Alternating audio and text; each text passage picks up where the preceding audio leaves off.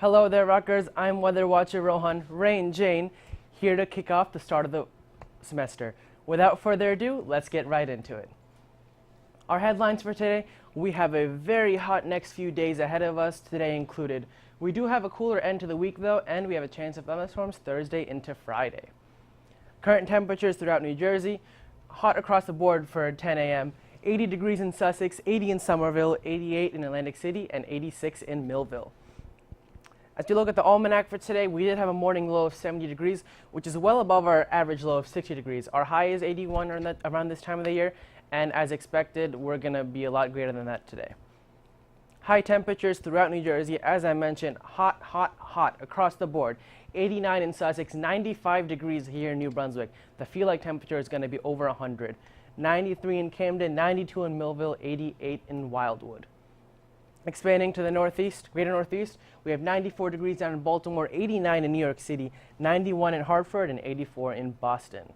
Watches and warnings: heat advisory is in effect for all of New Jersey with the exception of Sussex County, although it will be very hot there as well. Day planner: as I mentioned, it's going to be hot. The temperature won't vary too much as the day goes on, and the clouds won't vary either. Mostly sunny across the board. 89 12 p.m., 93 3 p.m., and 91 6 p.m. Looking ahead tonight, very beautiful night ahead of us. 79 degrees, calm winds, partly cloudy. A beautiful time to go for a walk or jog or whatever you want to do tonight. Now, watching the tropics, we do have two tropical systems currently active in the Atlantic Ocean after 2 months of no activity.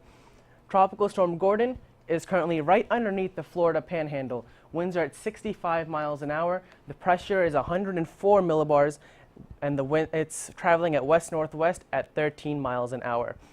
Now, this is expected to make landfall in Louisiana and Mississippi as a Category 1 hurricane, a weak Category 1 hurricane, winds at 75 miles an hour. Although as far as hurricanes go, this is not too powerful, it does warrant a warning, and if you live in RVs or anything, you do have a chance of your roofs being torn apart. Now, Tropical Storm Florence is much further out in the Atlantic. That's more than a week away from the continental United States, so not as much of a concern right now. I'm just pointing it out there because, again, in a week it will play some sort of factor in the continental United States.